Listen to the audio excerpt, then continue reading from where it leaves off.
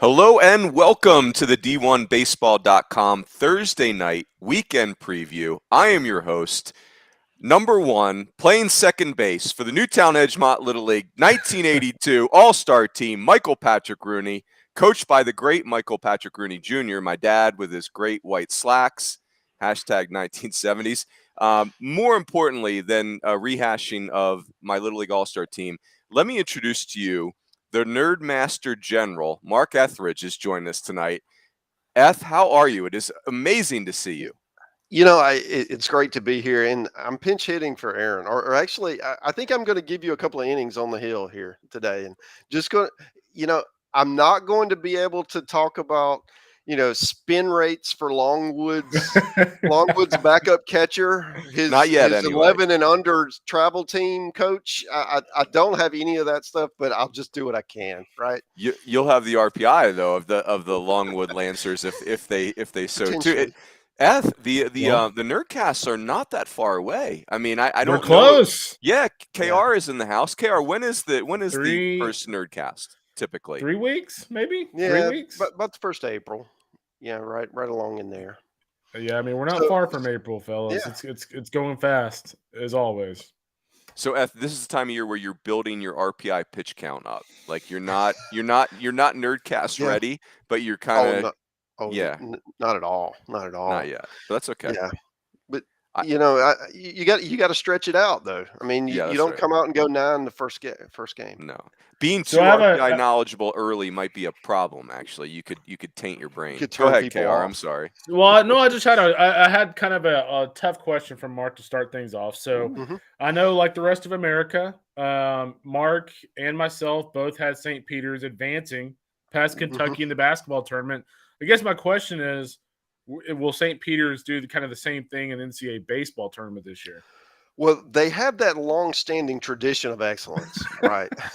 So, I mean, when you think about, I mean, it's Vandy, it's Texas, it's LSU, and St. Peter's, right? And Yeah, Poor it's St. really Pete's. They're the interesting. most underfunded program in there are it's not their intramural fault, programs that get more funding right? than It's Sweet really Guy interesting, Sweet Lou. actually. It's really interesting. I was just reading a tweet from Pete Thamel talking about how St. Peter's is considered like the toughest job in the Metro Atlantic by like a significant margin in basketball. And if you think it's a tough job in basketball, Seriously. like the fact that Lou Yeah. Proetti will actually like coach that baseball team with like the energy that he does actually really says a lot about him, because if you talk to Lou, like some of the constraints that they have as a program, and I'm not won't share them over here, but like just like unbelievable like how underfunded, like Runes mentioned, that program is. Like it's mind blowing. Like you're almost wondering why they're even playing Division I baseball. Why do you bother, right? Yeah. Sweet Lou. We are always thinking of Coach Lou. He does an Oh, he's a hell amazing of a guy too. Like hell he's of a guy. awesome. Oh, Yes. great. As are all people from that area, right? Yes. Hey, KR, before we get to weekly picks, I've got two topics for us. Uh-oh. You guys ready? I'm ready, Shoot. I think. Yeah, it'll be easy. So, okay, let's stay on the St. Peter's theme. So, okay, Kentucky, my basketball command is weak at best, but I'm going to make a couple assumptions. I'm going to assume that Kentucky, there's a lot of one and dones there, and Mhm. much like baseball, they probably have a lot of 19 and 20-year-olds, whereas St. Peter's doesn't have draft picks, and they Mhm. probably have 23 and 24-year-olds. And what we just witnessed is the 23 and 24-year-olds, even though they're not nearly as gifted as those 19 and 20-year-olds, they're really experienced and they're really smart and they play good basketball. So I feel like we've seen what we just witnessed in basketball. I feel like we've been seeing that in the non-conference in baseball. Now our tournament's different. It's double loss elimination. And once the St. Peter's of the world get into the losers bracket in our tournament, they're just completely toast. There's no way Yeah. they have the pitching depth for that. But my question to you guys is, do you think we're going to see maybe a few more upsets in our NCAA tournament this year because of these mid-majors who are older? Or do we say that every year and it never really happens? I think it's a possibility. I mean, I look at a team, Runes, you mentioned like the older teams and things like that. And this, I'm going to mention a team. And granted, if they won a regional, it certainly would be an upset. Like we're talking here. I mean, they're a ranked team. But like when you look across college baseball right now, there are a lot of mid-majors like Liberty, like Texas State, that are older teams that are off to outstanding starts. And oh, by the way, they also have marquee wins. Liberty took a series from Florida on the road. Texas State took a series from Arizona on the road, split with Texas. So I do think we're in a position because of a lot of these, the COVID year. Texas State has I want to say 4 or 5 fifth-year seniors. Six of their 9 in the lineup are fifth-year seniors. So, I mean, you think about that, and would age. it really be that surprising if the Bobcats got to regional and actually won a regional? It wouldn't be that surprising. And so, coaches always say that repetitions really matter in baseball, especially as a hitter, and it certainly seems to be the case with some of these older teams that are off to great starts this year.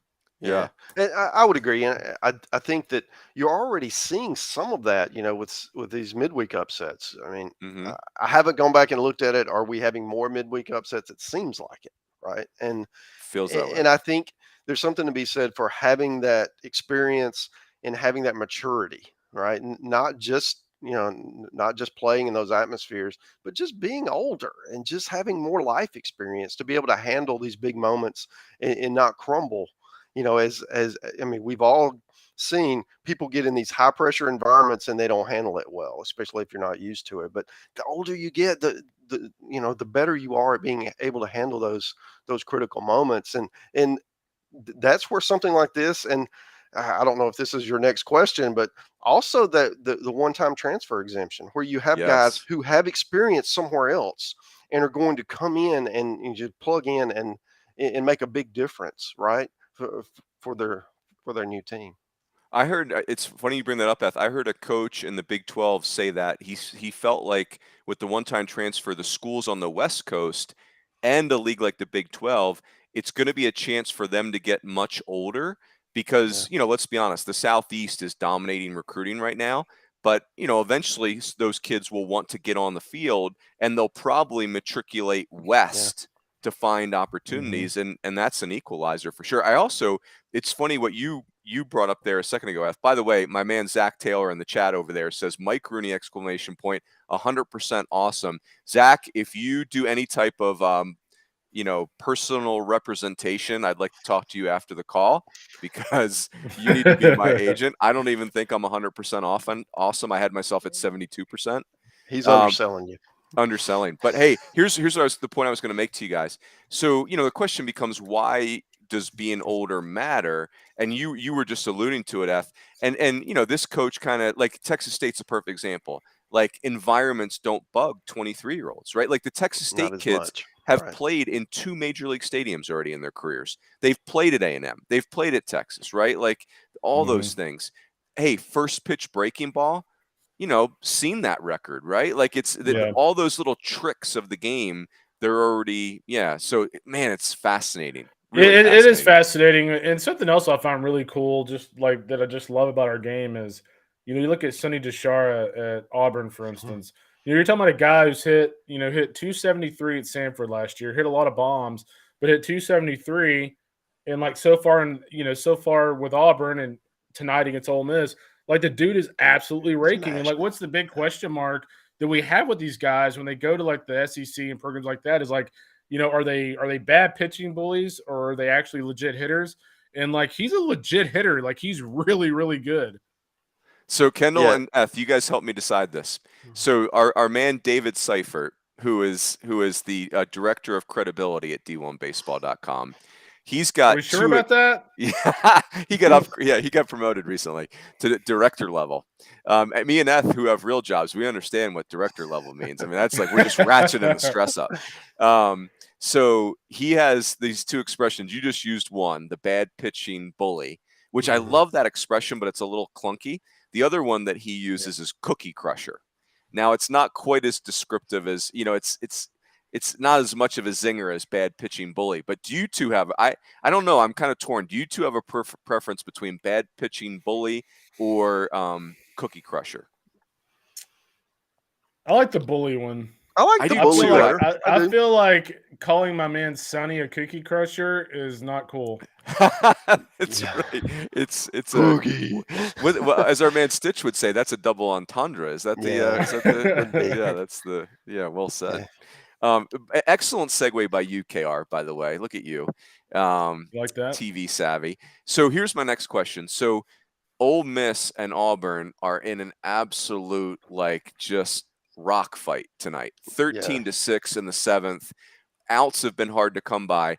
And again, it's just when you think about some of the Friday night guys in the SEC over the last few years, I'm just going to throw some of the ones that come to mind, and you guys just throw them out. Like I'm thinking about Brady Singer. I'm thinking about, Blaine Knight. I'm thinking about Casey Casey Mize, Mize, yeah. Keegan Yeah. Thompson. I'm thinking about Alex Lang. Asa Lacey. I mean, just up and down the league, these, Emerson Hancock, Cole Wilcox couldn't even pitch on Fridays. Kumar Rocker, Jack Leiter couldn't even pitch on Fridays.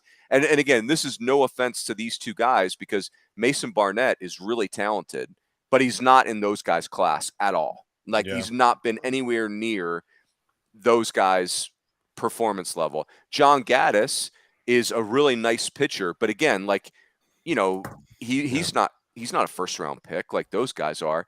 And here we are, first SEC game of the year, and it was just missile after missile after missile in the first few innings. So my question for you guys is tonight an aberration, or is it going to be mouthpieces in the SEC this year? Like it's going to be fireworks? Well, I mean, the thing about the SEC right now is I actually have more conviction right now with the top of the SEC East than I do the SEC West. Because if you look at the East, Vanderbilt's obviously in good shape pitching wise. Tennessee, I mean, we'll see what Chase Burns does in conference play, but I mean, he looked outstanding at Shriners. Then Florida with Hunter Barco, and then Georgia with Jonathan Cannon. Yeah. Whereas if you look at the SEC West, it's like Blake Money with a wrist injury. You've got A&M with Micah Dallas, which he's been good, but I mean the Aggies have struggled. Alabama, Garrett McMillan's actually been really good for them. So I mean, at this point, like he might be the best. Yeah, he might be the best Friday starter in the SEC. Yeah. Yep. Or the SEC West. I mean, I hate to build, too much, take too much out of one game, right? And it's Thursday night, everybody's watching. Yeah. I think Bianco even mentioned that there was some nervousness, right? Sure. Hey, everybody's watching this SEC opener. Yeah. But these were not your typical, to your point, your typical aces. And so it's just a question of, was this a 1 week aberration? And next week they're going to be, more effective. They've been more effective up until this point, right? Especially Gaddis. But I do think that there's going to be, a breaking in process, because you do have some really good offenses in this league.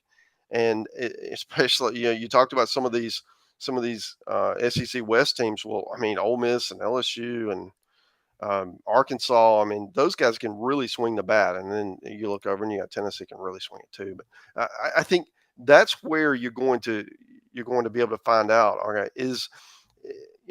are these teams all these upper level SEC teams, are they national championship caliber, or are they just going to have to slug you and outscore you, right? Because we don't know yet. We have some idea, but everybody, this time of year, everybody's faced different competition. We don't know, right? And that's the cool part, because now that all changes, because everybody's playing somebody good this weekend.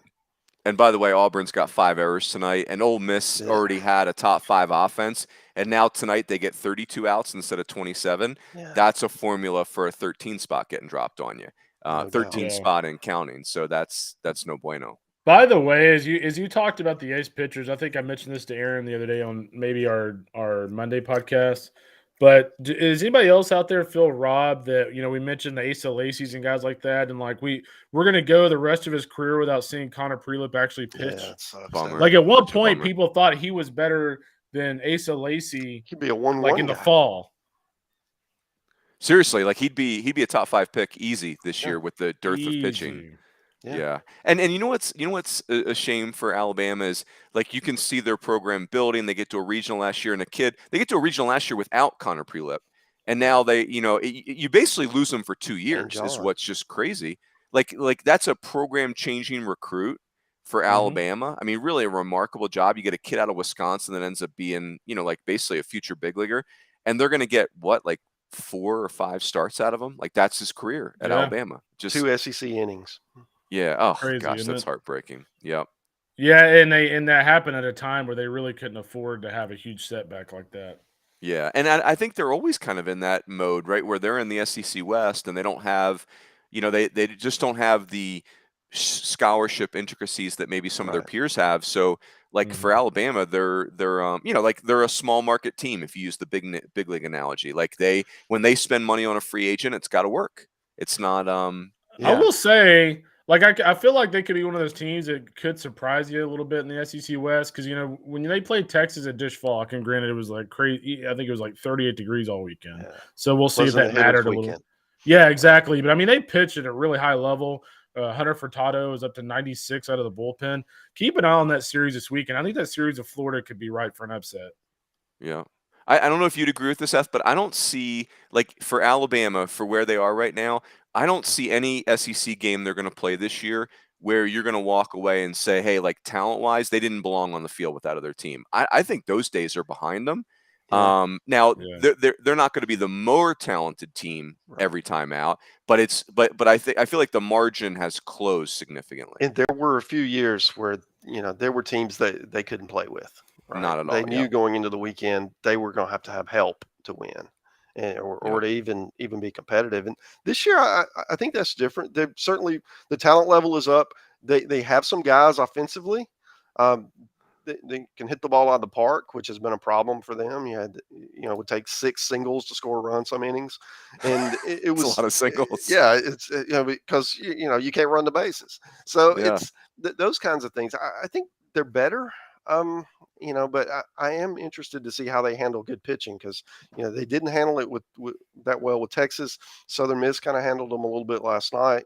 That would be the concern for me is as those guys come up, But then we talked about who has that kind of elite pitching. I mean, Texas did, but Yeah. you're not going to see that that often. That's fair. Hey, by the way, boys, I have to issue an apology to the country of America on behalf of my fantasy team, the Delco Boat Racers. Our captain and 5-hole hitter, Timothy Elko, tonight tried to leg out a triple, and that. that is just not in his player plan. And so he was out. He made the first out at third base, which is a real no-no. Second of all, he should not be sprinting so hard that a triple is even a possibility. He should be coasting in second base and just preserving himself. So I just want to make a pledge to you guys that we will get that fixed. That will not happen again. Timothy Elko will not be trying to hit a triple ever again. I watched that play, Runes, and he ran pretty well for a guy with, what has he got, 6 reconstructed knees now? I mean, it was. He's a large man too, by the way. He moved good.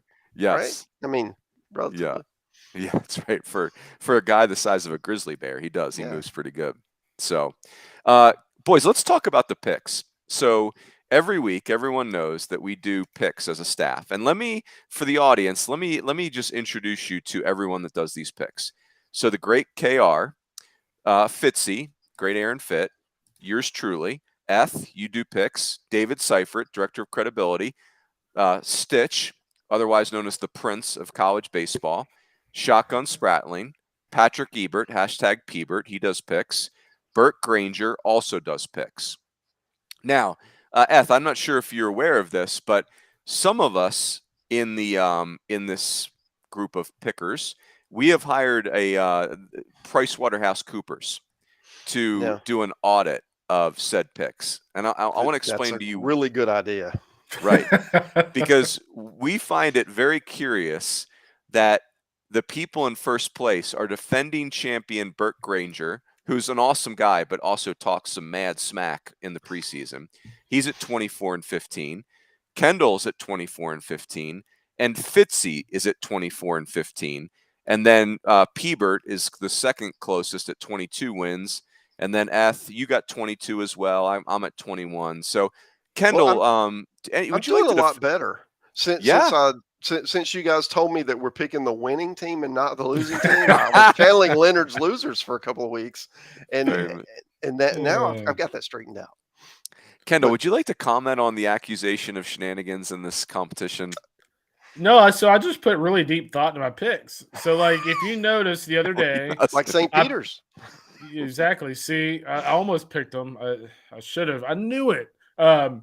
No, so like I picked like I think 6 series the other day, and then I was like, I'm not so sure about these other ones. So I'll just go back in there and pick the rest. So I don't think I even look at Aaron. Like Aaron's old news. Like I don't look at what he picks. Oh, bulletin board material right there. I like it. Put it on the board. Fitzy is old news. I like it. Shall we go through our picks, gentlemen?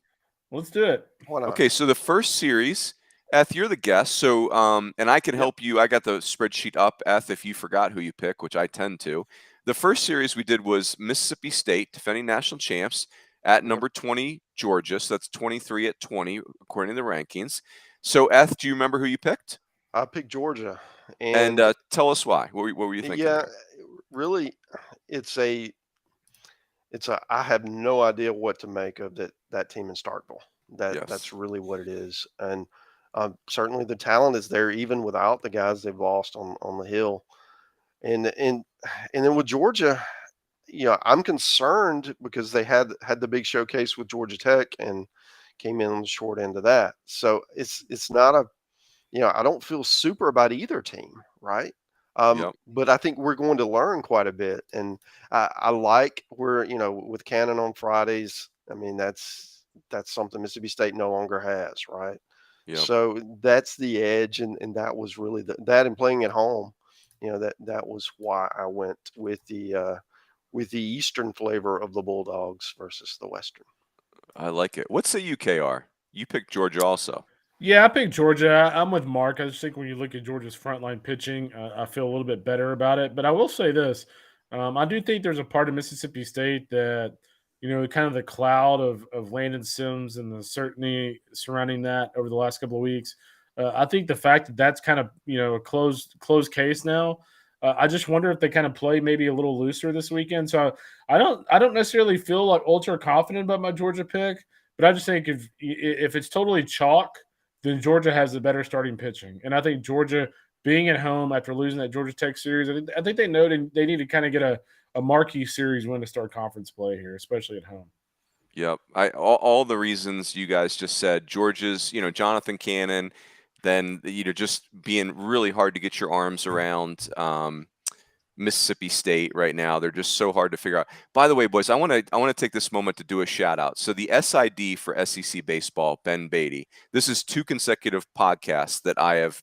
I'm giving kudos to Ben, and I'll tell you why. He's that good. And one of the coolest things the SEC does, amongst a million cool things to emphasize baseball, is they're the only league in the country that on Thursdays, as a member of the media, you get projected pitching matchups. And certainly there are plenty of TBAs in there.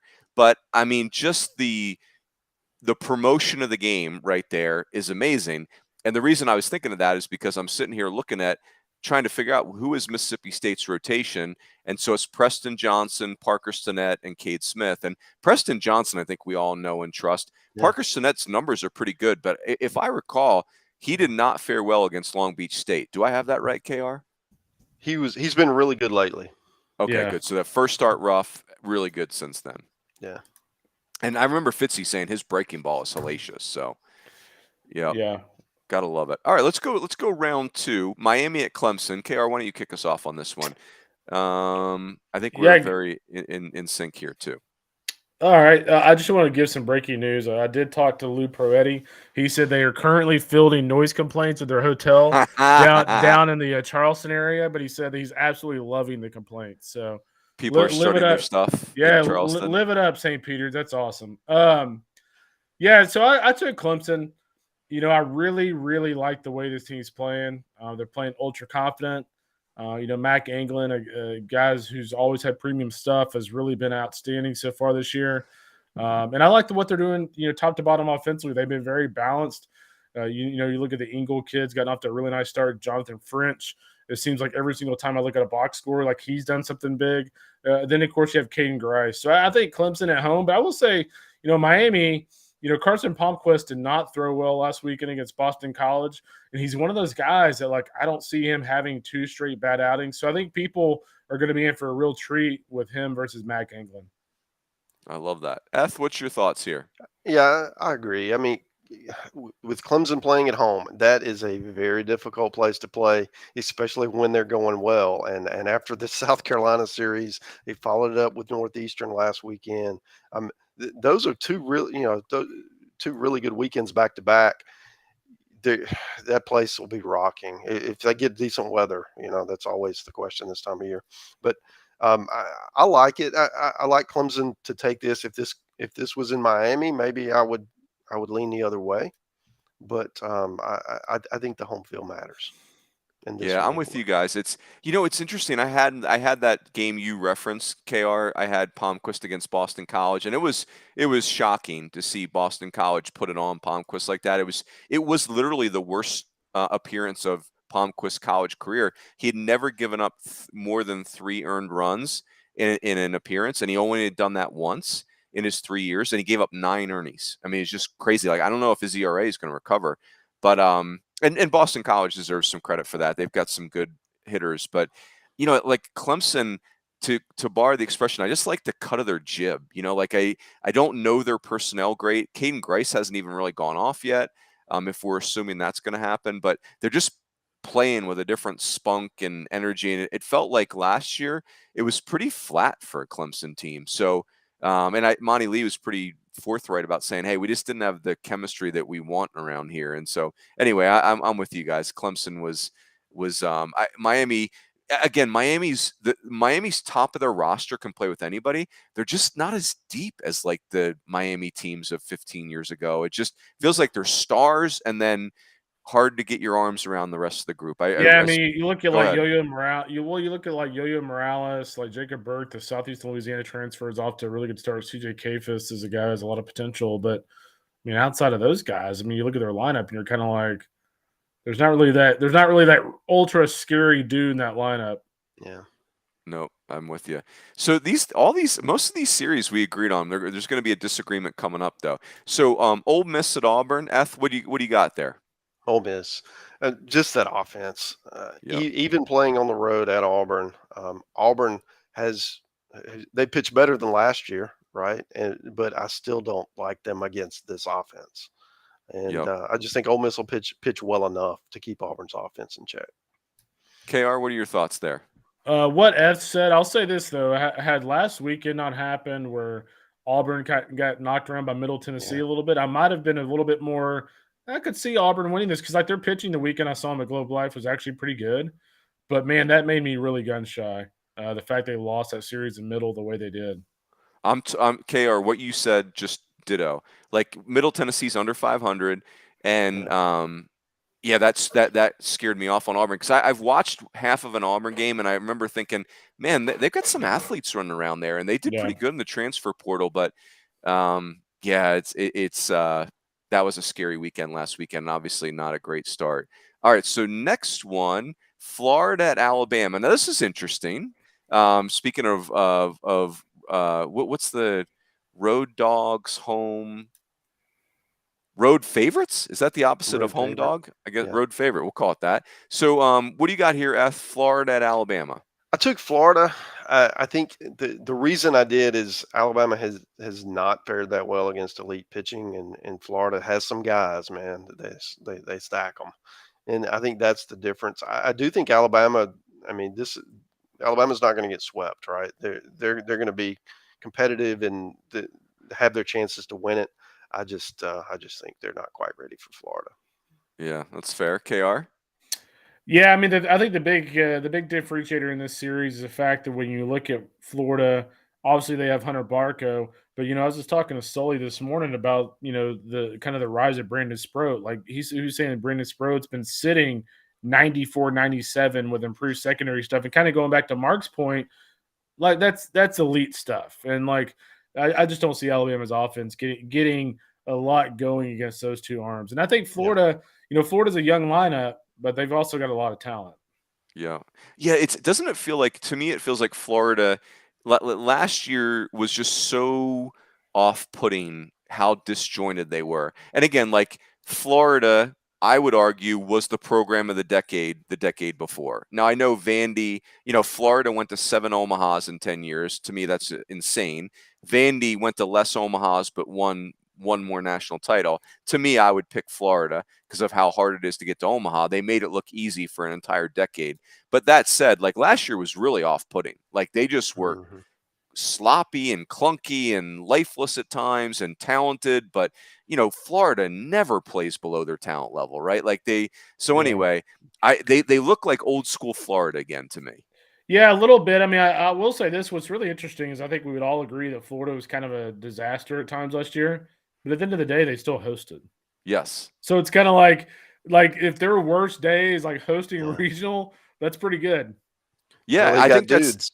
Yeah, Yeah, I think that's the thing. It's like we're used to seeing them play above their talent level, and their talent level is really good. It Yeah. just, I don't know, like they just It's didn't. They like expectations, right? Yeah, I'm used to seeing Florida play like really locked in winning baseball, and they just no didn't. They doubt. played prospect baseball last year. And to your point, KR, like, hey, if your ugly season is host a regional, that's really remarkable because for a lot of Yeah. schools, hosting a regional is your best season in program history. Yeah, But again, like for the program of the decade, what we're looking for is a little bit different. So anyway, I love the vibe from Florida right now, so that made them an no easy doubt. pick. Next was this one's a little interesting. Wake Forest at Georgia Tech. What are you thinking there, Eth? Georgia Tech's offense. I mean, that's the difference for me. I just think they're going to come in and mash, and they're going to mash against everybody. So the question is, do they pitch enough? And I think this weekend they will. What do you think, KR? I'm with him. Chance Huff's been really good for Georgia Tech so far this year. Aaron wrote about him, I think, a couple weeks ago after the Georgia series, and so they have a little bit of an edge on the mound. I mean, Josh Hartle for Wake Forest, the freshman's been off to a really nice start this year. Had some good starts, but I just like that Georgia Tech offense. We talked about it on Monday. When you look at Kevin Parada's numbers, like they are video game numbers. He's hitting Mm-hmm. in the mid 400s. The Scoring a OPS lot. is astronomically high. Circle that guy. I mean, he's gonna have a big weekend. I feel like this is a weekend of affirmation for both programs. Like if you're Georgia Tech, because we're kind of elevating them into a new tier or a new tier from recent history, and like this is a weekend you got to win, right? Like you got to beat Wake Forest at home. Yeah, But what you alluded to, KR, is interesting. Like I think it's a pretty you can make a pretty clean argument that Wake Forest has better pitching. I think I'd rather have Wake Forest pitching than Georgia Tech. So, yeah, I think if you're Wake Forest and everyone's excited about the start they're off to, well, here you go. Like here's a chance to kind of really, after I don't know the Florida State weekend at home last weekend, it's they lost a doubleheader. That's not great, but yeah. They doubleheaders ran in are that long game. buzzsaw that Ross Dunn. Out of That Quite guy's that City, guy's Utah. gone from just okay to a lefty touching 96 with elite stuff. So, and Aaron says he's a stone cold lock for a first rounder. So we'll see. Kendall, I'm gonna grade your sarcasm right there at 70, an easy 70 sarcasm. Coming at I'm not. 50. I I am like it. not. I am actually not being sarcastic. If he says that he thinks he's a first rounder, I have no doubt that one day he looked like a first rounder. So I'm actually curious to see, like for instance, this weekend against a good offensive team, Yeah. will he be consistent the rest of the year? So Yeah, fair point. But we all did Georgia Tech there. So Yep. this one's really interesting. Who would have thunk this 24 months ago? Notre Dame at Louisville. mhm. I'll just spill the beans. We all picked Notre Dame. Tell us why. No, Aaron Oh, picked Louisville. Well, I meant the three of us, but Oh, you're right. yeah. Yeah. I mean, I'm on the Irish bandwagon. I mean, they I with the way they played last year, right, and just ran off and left it. I assumed they would come back to the pack this year, but yeah. they go to Raleigh and they do whatever they did last week to get off the mat and win that extra inning game, and then come out and then take the series, win both games. I think they're going to go to Louisville and do the same thing. I don't know if they'll sweep them, but I think they're at least taking two. KR? Well, I have to say, there's only one person here that went to the University of Notre Dame, and he's the one guy I have to keep convincing that Notre Dame's legit. It's true. Slow to adapt. No, I just think Link Jarrett's a heck of a coach, and I Yeah. just think when you look at this team overall, they've got experience in the weekend rotation. I watched them last weekend. Ryan Linsky's been really good on the back end of the bullpen, and they're really balanced offensively. Carter Putz had some big hits for him last weekend. Even without Nico this year, they've got production from different guys. So again, we kind of talked about it at the start of this podcast, but they are an older team. They've been in those battles before, and they're playing like it. I think this series is going to be good because I think Louisville can really hit. Chris from Louisville told me to keep an eye on that U of L offense. That it seems like they're very, very physical this year. But I just like the whole kind of body of work of this Notre Dame team. I think they're really good. Yeah, everything you guys just said is so spot on. Like Notre Dame is built to win 2 out of 3, right? Like what I would predict for this series is Notre Dame will win 2 competitive games, and then they'll lose the third game like 19-0, like where Louisville's offense will just I can overwhelm see them. it. And but here's the It thing could be about an Louisville. avalanche, and literally in Louisville after last weekend. There you go. But here's the thing about Louisville, guys. Like their team ERA is 5. They're fielding 964. Like Yeah. it just feels like your boat is taking on water when like that. That is not good run prevention, and there's just not enough offense in the world to carry those weights around long term for me. Yeah. Looking at you, LSU. That's right. Hey, by the way, Burt Granger and Aaron Fitt both pick Louisville. If for some reason Louisville wins the series, all kinds of regulatory bodies in Las Vegas, Nevada will be on high alert. Like that, Yeah. that smells fishy to me. I don't know how you feel. Yeah, Ev. I mean, that's not like a crazy pick though. I could easily see that happening. And then you see Kendall getting himself on record as having defended Fitt. You see how clever that was, Eth? See, Yeah, he's a you see the master. shenanigans I'm a happening right politician, here? man. Seriously. I just speak a different language than you, Runes. Kendall's playing chess and we're playing checkers. That's what it's all 3D about. chess, actually. That's right. 3D chess. I see you working. All right. So this one was a little trickier. TCU at Baylor. What say you, Mr. F? Very tricky. I went TCU. I think that the earlier series where they went to Kentucky and had that road experience, and yeah, it didn't go the way they wanted to, but I think that helps them as they begin conference play, and they've been through that road environment, and I think they'll be able to get that road series win this weekend. KR, what are you thinking there? TCU, but I don't feel very confident about my pick. Baylor is extremely difficult to figure out. They lose a series at Maryland. They win the Duke series. They win 2 out of 3 at Shriners, and then they turn around and have like just a classic, boxing match against Columbia all weekend at home. So like it's like what is this team, right? And so I just think when you look at the pitching matchup with Austin Crowe versus Tyler Thomas, that's going to be as good as it gets in college baseball this weekend. I just have a little bit more faith in just TCU's front line starters more so than Baylor. And, I think the two teams are actually very comparable offensively. Yeah. So I'm in a rivalry series. I'm going to go with the team with what I believe is a little bit more proven starting pitching. Yeah, now that Tanner Witt is out for Texas and Oklahoma State just looking a little bit lost offensively. No Griffin Dorsey, Nolan McLean is just. I watched some of their game or quite a bit of their game with DBU the other night, and Nolan McLean is really lost right now. I mean, it is swing and miss central. He just does not look like himself. That's usually not a short road back when you get that loss as a hitter, and so. And then Oklahoma is like 11-5. I had really kind of mentally walked away from Oklahoma, and they're hanging around. And so anyway, this series to me is very indicative of the whole league where I don't know what to think. I'm not ready to make any decisions. This could go any way. I did pick Baylor because I have to. I lobbied hard to have Baylor in our field of 64 in the preseason, so I have to I have to honor that. But there you go. This Baylor league is Bears. really wide open, though. I mean, Texas has, and we'll see. Texas will make adjustments, but I mean, Texas has been very vulnerable since losing Tanner Witt. Like they've looked like a totally different team. Yep. All right, this next series is like old school. This is like, that they played this series right after Magnum PI.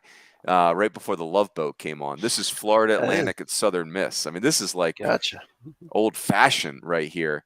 But with a lot of unanimous picks, though. What you picked? We all picked Southern Miss. Tell Yeah, us why. Southern Miss to me is one. I really don't. I was surprised when they went to DBU and got swept. Not surprised they lost the series, but I thought they would, they would have a better showing than they Yeah. did. Especially because they were hot at the time. They had some good midweek games. They beat South Alabama and Tulane in back-to-back, midweeks. I think they're going to be really good, and I think they've got a shot to be right where they were at the end of last year, where you win a couple of games and you're hosting, right? I think Mm-hmm. they're that same kind of club, and FAU. I mean, I think they're going to be in the mix, but this is a tough. I mean, Conference USA that is one of the most challenging places to play. Is that you're going into the Roost in Hattiesburg. Deep league this year. KR, what you picked Southern Miss too. I have a question for you. I feel like you've seen as much Southern Miss as any of us have. Does this feel like a normal Southern Miss team, a little better than normal? How would you describe this Southern Miss club? It's really interesting, actually. Like, I feel like historically, when I think of the great Southern Miss teams, back when I'm trying to remember who was the Friday guy about 4 or 5 years ago that put up those insane numbers. His name escapes me now, but I just think when you look at Southern Miss historically, when they've been really good, they're really offensive. This team's really good, but it's fine offensively, but where they're really special is just on the mound. I mean, when your Tuesday guy has the numbers that they put up, Yeah. when you look at the job that Hunter Riggins has done, Ben Etheridge, kind of the list goes on. They have a deep pitching staff, and they have a deep pitching staff of really talented guys. And when you look at some of their elite teams in the past, that wasn't what their makeup was. And so I'm actually kind of curious to see if like a different formula turns out a different result in the postseason.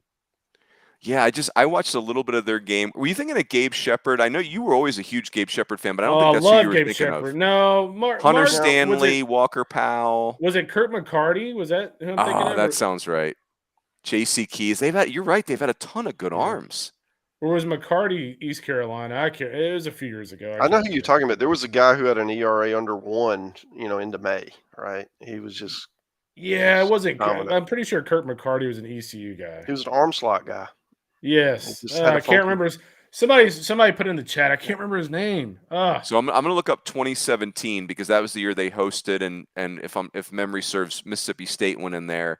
Oh, how about these names? Matthew Guidry, Mason Irby, Bryant Bowen, Dylan Bordeaux, Matt Wallner. Matt Wallner out of North Wallner. Dakota. Oh yeah, who Was can he out of forget that Minnesota guy? or North Dakota? Yeah, Minnesota. He's a Minnesota. Minnesota kid. Minnesota. Yeah, he only Yeah. ended up there because they cut their program. Oh, North okay. So Dakota. you Yeah. you were right. You were half right, Kendall. You were actually 100% right, but I'm gonna add one to you. So Kirk McCarty, 10 I wins was that right. I year. can't believe I actually remembered that. But Okay. you know who we whiffed on? Nick Sandlin, the Oh, Sandman. Yep. That's he who was I was thinking okay. about. He wasn't Yeah. too bad. How about that? How about his numbers? 10-2, 2 Yeah. ERA, 29 appearances, 8 saves, 56 innings, 80 punchies. That's a good team. Look at you, Nick Yeah. Sandlin. Yeah, it's a long way of saying, guys. Like I watched a little bit of Alabama Southern Miss last night, and like Southern Miss had the better arms, like no hands down. Like they Yeah. look like an Omaha team. I mean, it was just they've got 8 starters back from last year's team that almost hosted. So, man, if they get hot at the end of the year, look out. If I'm a team in the SEC or I'm a program in general that's hiring a head coach, and I want someone who's going to just totally reform my pitching staff, Christian Ostrander is your guy. Like that guy did a phenomenal job at Louisiana Tech, and he's doing a great job at Southern Miss. Yep, well said. This next one, this might have been the hardest pick on the docket. Cal at Southern Yeah. California. Yeah. University of Northern California at University of Southern California. Not literally, but Eth, what you have a take here? Yeah, I went with the Trojans. I think that the UCLA series, right? That both gave me confidence that they would win, but it also kind of made me think, are they going to be able to do this 2 weeks in a row? So I waffled a bit, right? but I ended up going with USC. KR? I have zero confidence in this, but I went USC. I was almost going to go Cal because I do think that Josh White in the series opener is a massive advantage over Jaden Agassi. But I don't know. USC's playing well. I think they'll be confident after the UCLA series. I like USC, but very, very close. Yeah, Jason Gill was so man, he tricked me. I'm making excuses right now, by the way, in case you guys want to brace yourselves. I think I picked USC 10th in the Pac-12 preview. And so, that could still potentially happen, but it's unlikely. Where did you have Stanford last year? 8th or 9th. 13th. Yeah. Is it so? It's like if you finish 8 and 10, and Runes' picks, like you're going Omaha. God bless you. Yeah, it's like I am the wind beneath your wings, right? If I pick you down there, let's go. It's like I'm gonna have coaches sending me checks to be the 10th place team, but here's the problem in the Pac. Like, who is going to be 10th? Like, Utah is off to a great start. Yeah, Washington looks much improved. I don't know who's going to be the bottom of the league, but I'll tell you guys, like, Cal is a team I really like, but they better get going. Like, curfew is sneaking up on us right now because, they could have won that series at Florida State. I mean, man, Keyshawn Ogans, just touch home plate, please. And they win that Friday night game. So anyway, I digress. But the bottom line is that this is kind of must win already for Cal. And USC, they got good players. It's Southern California. Jason Gill's a good coach, but we'll see. This is a big weekend. I'm really curious. Well, really, it's one really of those curious. situations too, Runes, where like if you look at the top of the Pac-12, I think we all feel pretty confident that Stanford, Oregon State, Arizona are going to be three of the top teams there. I think you could probably say at this point that Oregon, with the way they're playing, and we'll see if their pitching has staying power. But I mean, the way they're playing, they'll finish in the top half.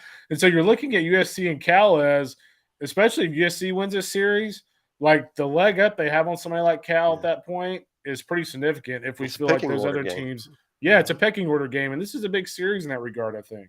Mm-hmm. Gosh, this is crazy because you guys know that I'm close to the Arizona State program, and they could finish last. I picked them 8th with the assumption that like USC's rebuilding, Washington's going to stay bad, and Utah's going to stay bad, and none of those three things seem true.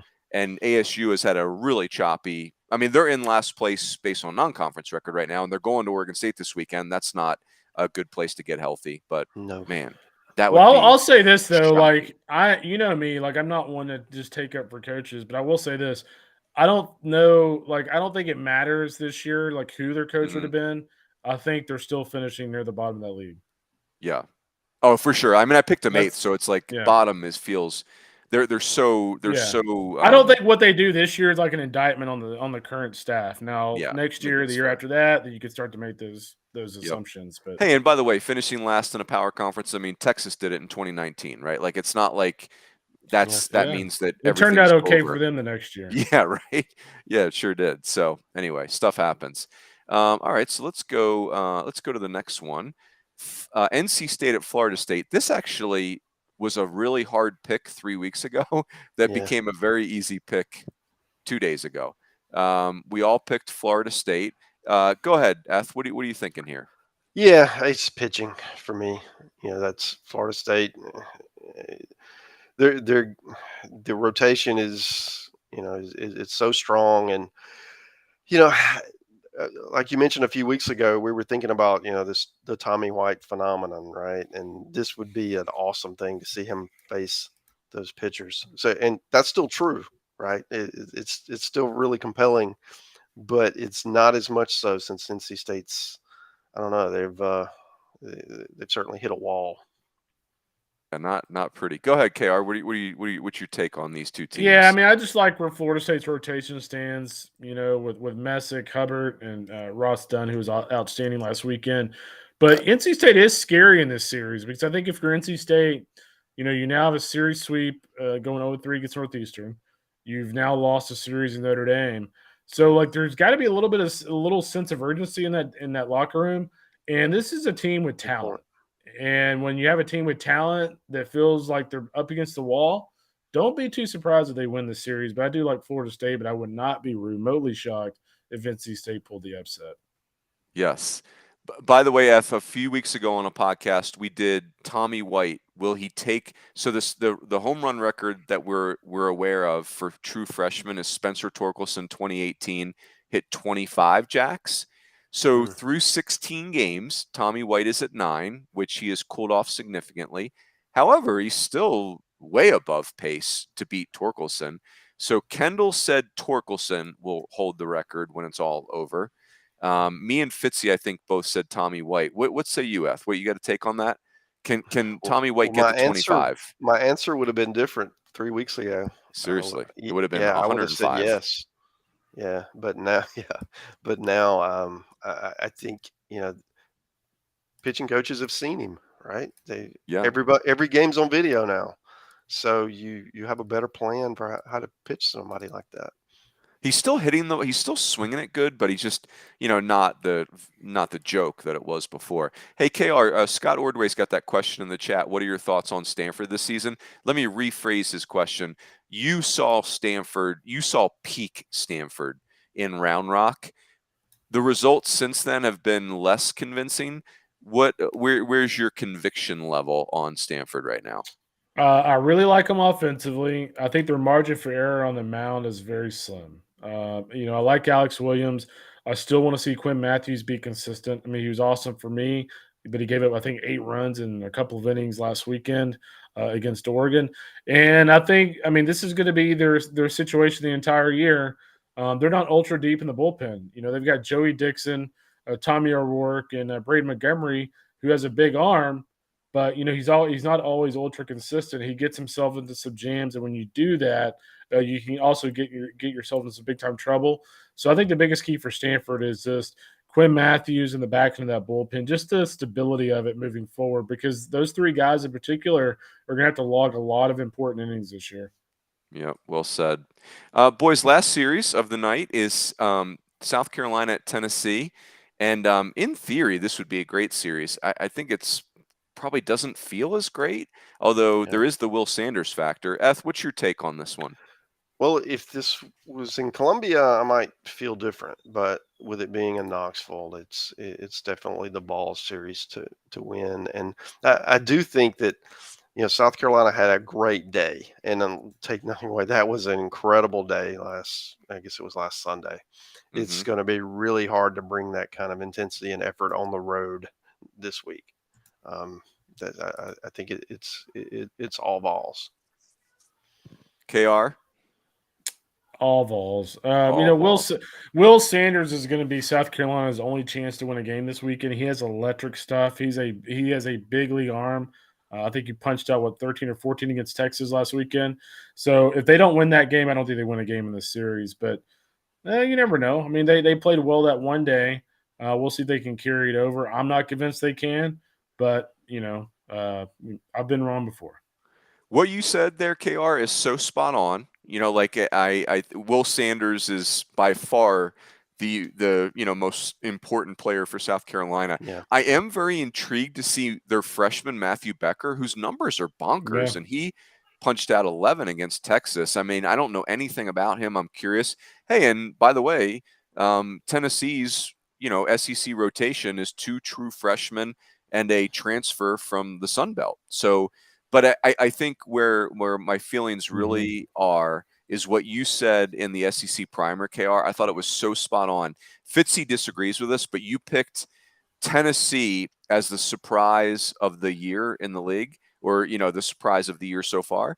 And if I could speak for you, because I share the same sentiment.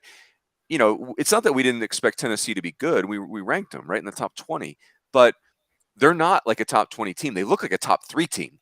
Like they look like a team that could win the whole freaking thing, right? Like without their Friday guy.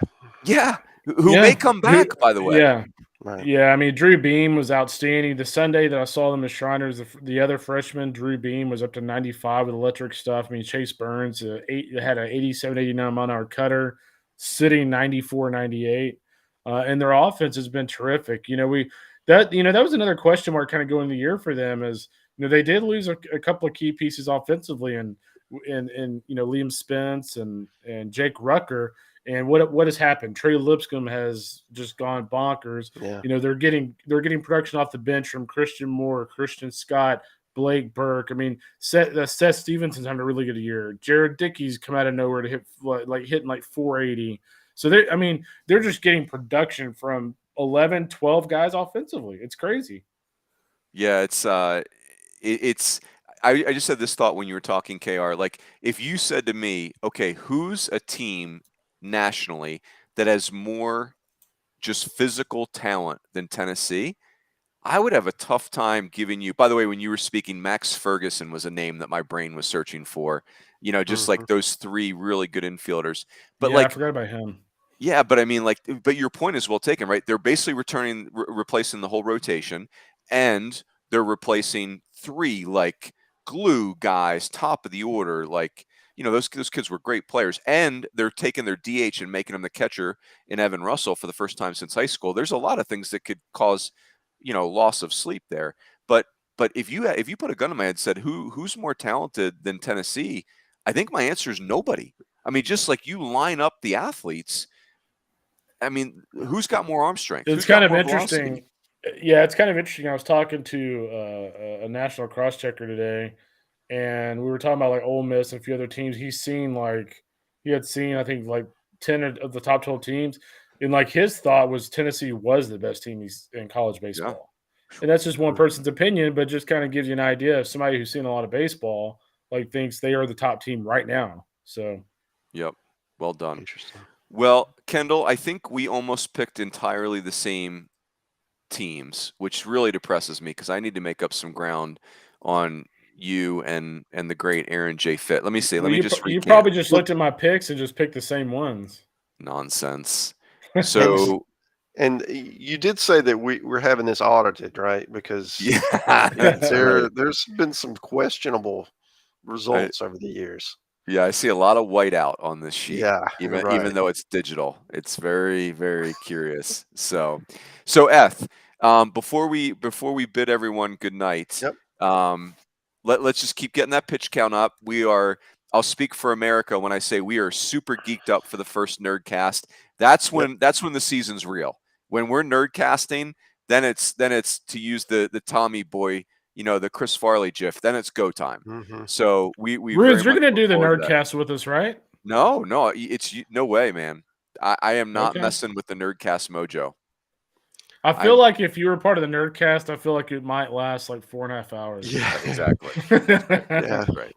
No, but yeah, I mean, it's always a lot of fun to do. I mean, we pick the teams and we argue and I win, and usually we're able to reach some sort of consensus. Although, sometimes, and Aaron's the worst one. I mean, he'll get his pet team right, and it'd be such a great story if they get in and they have no resume. But anyway, but we're going to do all that stuff again. It's just a punching bag tonight. That's when you lawyer him up, though, Eth. You, in a very southern, courteous way, you basically say to Aaron, allow me to show you the error of your ways. Allow me to show you where your thinking is incorrect.